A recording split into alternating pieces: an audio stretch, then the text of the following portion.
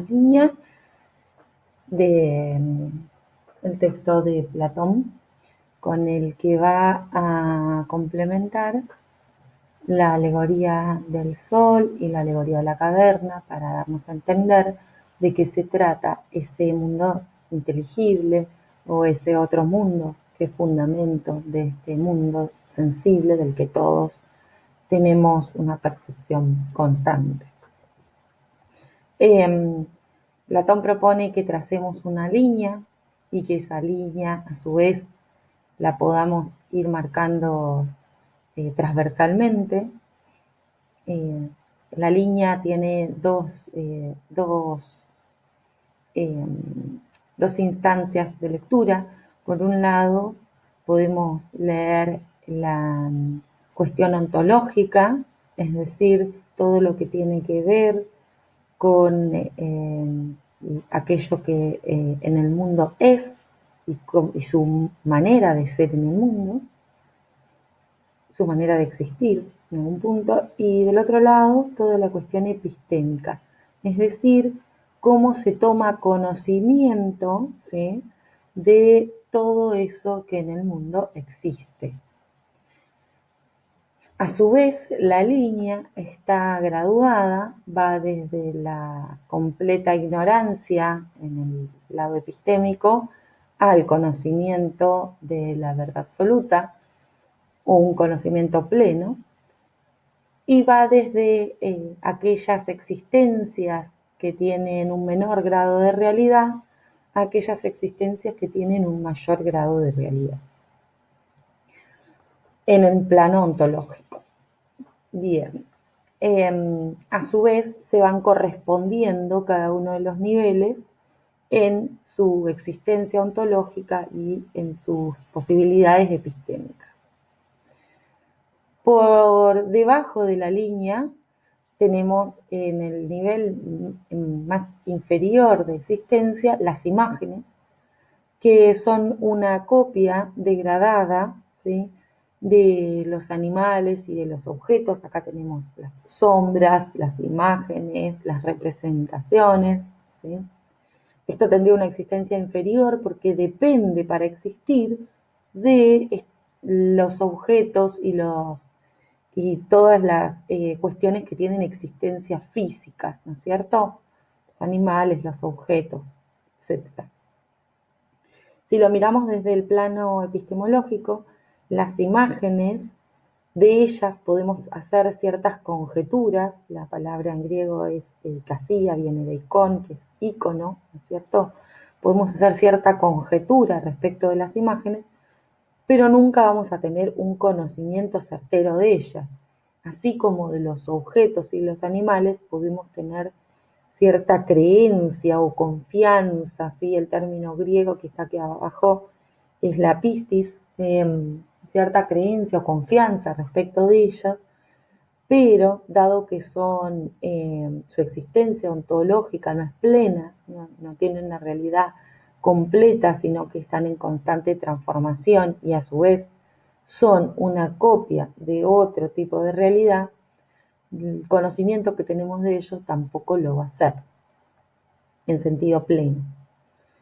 De este lado tenemos que tanto las imágenes como los animales están sometidos justamente al devenir, al cambio, a la transformación y a la corrupción, ¿no es cierto? Por eso mismo, en este nivel epistemológico, siempre vamos a generar sobre estas entidades nada más que una opinión, eso que llamamos doxa, ¿no es cierto?, el sentido común. Pero no podemos crear un conocimiento verdadero, absoluto, sobre una realidad que está sometida al devenir. Por eso para Platón debemos ascender en esta línea de conocimiento, y el primer, digamos, escalón dentro de un terreno más seguro del conocimiento, del pensamiento de la dianoia, acá está traducido por pensamiento discursivo, son las entidades de la matemática, ¿cierto?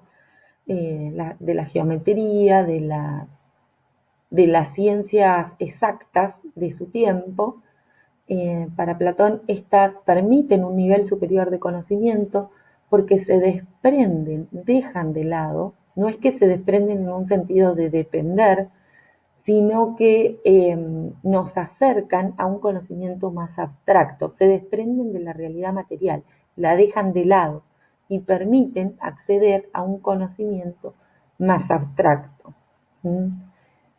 Sin embargo, muchas veces para alcanzarlas necesitamos estar remitiendo a las existencias del mundo sensible, a las existencias físicas, ¿no es cierto? Como para entender el concepto de la suma, necesitamos pensar dos objetos físicos que se sumen para entender que hay ahí una suma.